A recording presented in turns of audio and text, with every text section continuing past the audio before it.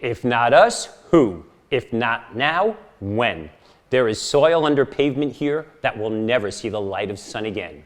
If there was ever a place to accelerate the clean economy, it is here. If there was ever a place that needs clean energy, it is here. If there was ever a place that needs carbon removal, efficient transportation, sustainable food systems, it is here.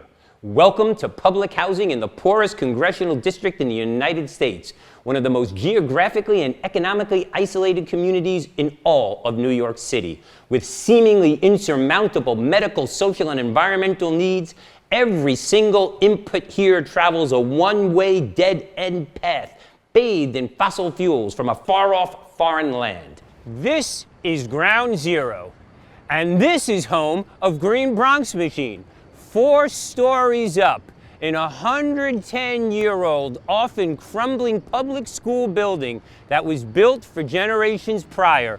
We are changing the lens and outcomes of public education and the definition of what is possible through the notion of a sustainable and just food system aligned to key school performance indicators while accelerating and demanding a clean economy.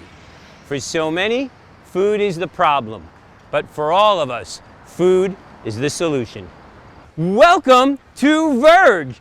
Our locally grown movement has moved attendance from 43% to 94%, partnered towards more than 2,200 living wage jobs, grown more than 105,000 pounds of vegetables, and we've done it with 90% less water, 90% less space, 90% less energy, regardless of season, 0 miles to plate, while taking one of the poorest performing schools in all of New York City to outperforming citywide and statewide norms in each key performance indicator. Right here is one of New York's preeminent school garden to school cafe programs in the heart of the concrete jungle, a school where every student knows where their food comes from. And let's be clear, the most important school supply in the world is food, especially if you don't have it. From our corner of the globe, we've made the cover of Time magazine for children, been invited and celebrated at the Obama White House 3 times, and we even won the first Emmy Award for New York City Department of Education, remarkably for an episode of Growing a Greener World TV. This is our skyline. These are our shops, our supermarkets, our windows, our doors, our homes, and our yards in the poorest congressional district in America. This is our soil. Here, we are growing something greater for children who love to learn, to make, to nurture, and to taste. This is Green Bronx Machine. As COVID brought the world to a standstill, it became the ultimate manifestation of 3 larger illnesses: racism, greed, and corruption. And from this very classroom, Green Bronx Machine pivoted. We pivoted into advancing systemic solutions. We found new ways to secure and distribute food to those who needed it most, often rescuing the very best non-saleable food that was destined for landfill. We found ways to make gardening safe, social, and responsible. Here, we continue to be the light inside of our tunnel instead of expecting to be the light we so desperately seek at the end. We use gardening and food access to build unity into our community. We used our local network to grow our net worth. We even built farms 10 stories underground. And now we're experimenting with turning our gardens into internet hotspots, bringing food and communication to communities that could traditionally afford access to neither.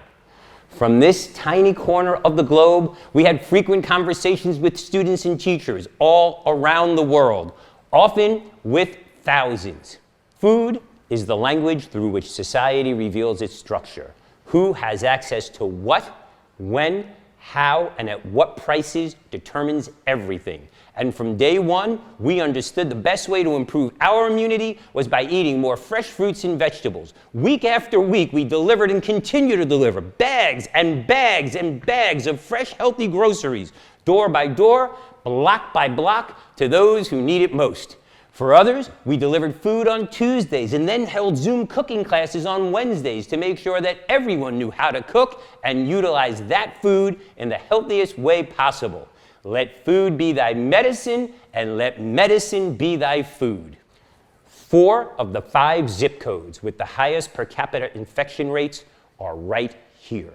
Schools that have the least amount of connectivity are right here. Communities that have the most essential workers are right here. And with this summer's blackouts and hurricanes, more than 1.2 million residents went without power for weeks.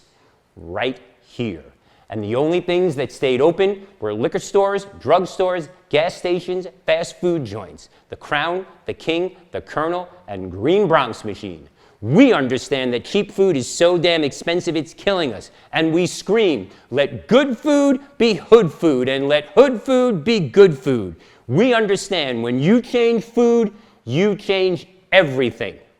As the Robert Wood Johnson Foundation data indicates, collectively, our best thinking for 7 years in a row has left the Bronx as the least healthy county in all of New York State, with generation after generation of failed schools, failed policies, and pockets of persistent intergenerational poverty. The heat island effect here is the most powerful in all of New York City. The costs for everyone and the planet are staggering.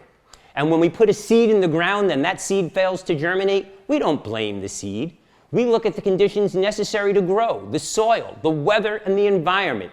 It's time to stop blaming communities for failure.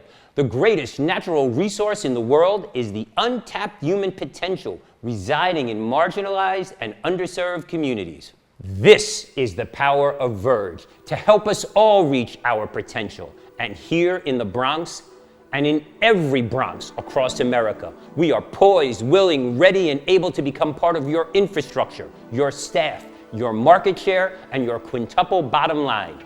People, planet, profit, progress, and purpose. A true circular economy. We all have different dreams, and we all want them to come true. Let compassion be the new curriculum. Let empathy be our new North Star. Let equity, opportunity, and justice become our common destinations. Education, not asphyxiation.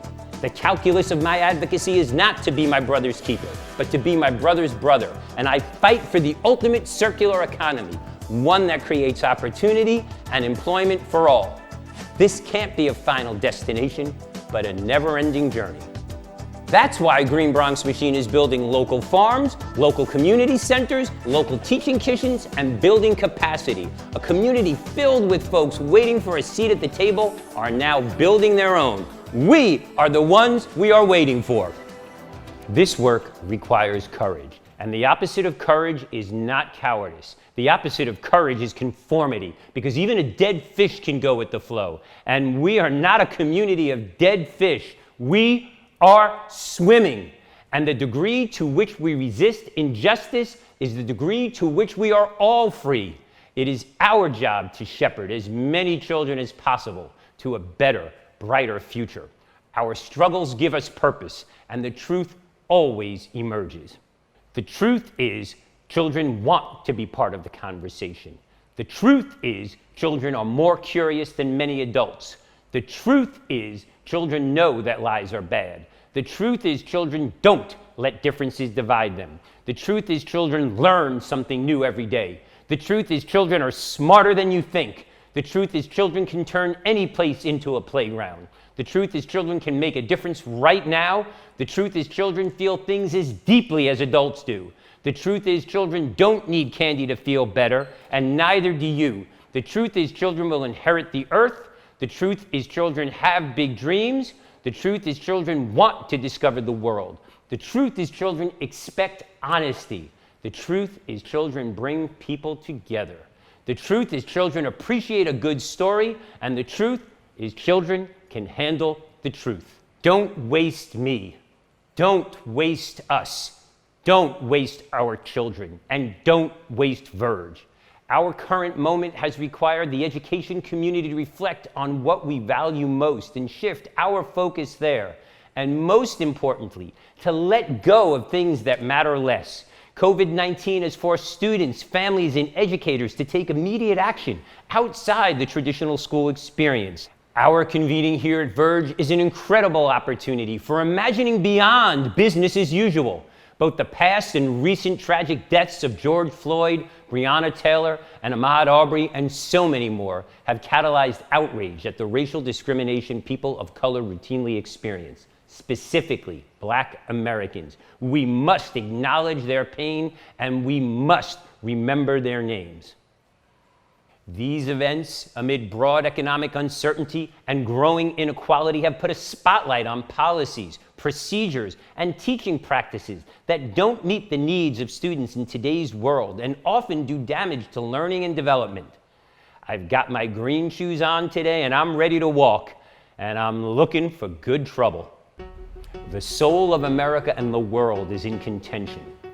And when confronted with despair and adversity, we have and we will continue to rise and respond with resilience, bravery, heroism, and courage. Collectively, we must resist the urge of getting back to normal and putting the pieces of an obsolete past back together again. Normal for far too many students, educators, families, and communities was not working. We must seize this moment and create a movement for imagining beyond, where we can put what we value at the core of our practice, be guided by our successes, and build the future everyone deserves. I don't ever want to get back to normal. I urge us as individuals and as a nation to get back to better, to get to equitable, and to be wholly inclusive and transparent in all that we do. So how does it start? It starts in schools and in boardrooms, and it starts with each and every one of you. Let your courage, passion, purpose, and hope become contagious, and let compassion become the new curriculum. Do something today that you and future generations will thank you for. I'm Steve Ritz. I approve this message. Si se puede.